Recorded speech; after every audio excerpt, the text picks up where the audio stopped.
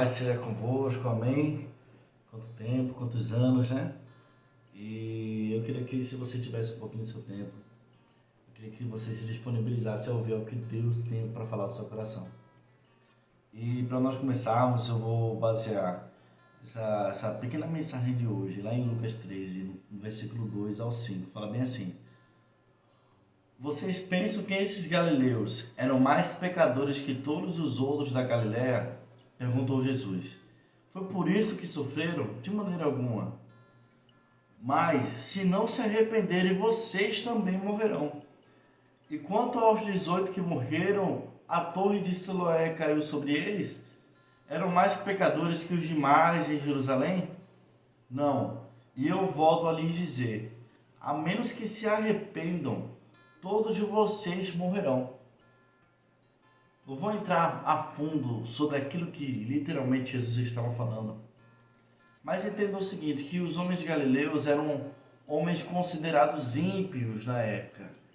Eram homens que eram aquele povo pagão, aquele povo que simplesmente escandalizava os judeus. E o que estava acontecendo? Os judeus, eles, por estarem com Jesus, por caminharem com Jesus, eles estavam começando a se sentir superiores aos demais, a ponto de questionar porque a palavra está sendo levada para ele. Como aconteceu com Pedro, o próprio Pedro, que aí se levantou o apóstolo Paulo. Por quê? Porque Pedro simplesmente não queria pregar a esse povo que aos seus olhos era um povo que não merecia a salvação. E de forma clara, Jesus Cristo traz a realidade de quem somos. Fala bem assim, olha, você fala deles, mas se você não se arrepender, você vai para o mesmo lugar que eles estão também condenados. Entenda o seguinte, se nós não reconhecemos quem nós somos, significa que nós estamos longe dele. Entenda, se tiver um arranhão em meu rosto, mas que se essa sala estiver escura, você não vai ver que tem um arranhão aqui. Mas se essa sala estiver tão clara, você vai ver nos mínimos detalhes o quanto ferido o meu rosto está. Se você não reconhece quem é você e a sua condição, significa que você está longe deles. Deus tinha dado uma missão a ele, porém, eles se sentiam melhores que os outros. E lembre-se que o seu papel é levar a palavra para aqueles que ainda não sabem que tem um Pai. Você não está aqui nesse mundo, meu irmão, para apontar os defeitos para pessoas.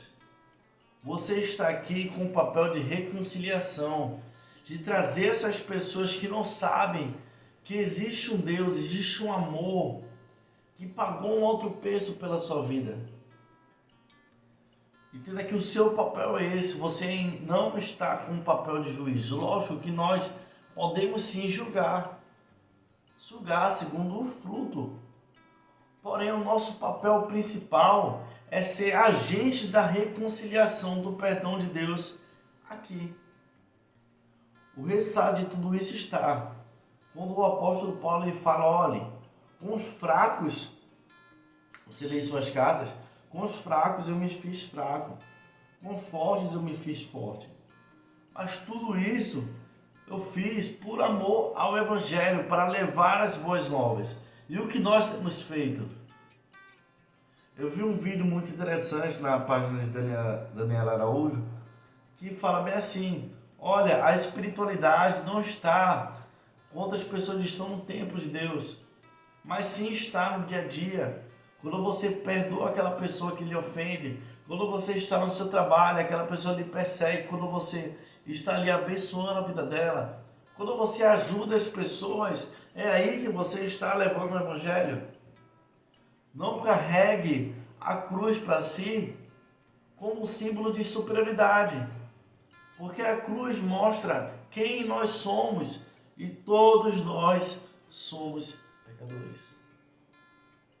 Porque a Bíblia fala que o Espírito de Deus passou por toda a terra e não achou que ninguém que fosse digno de abrir os 7 selos. Então, se ninguém foi digno de abrir os 7 selos, Entenda que todos nós somos iguais perante a Deus.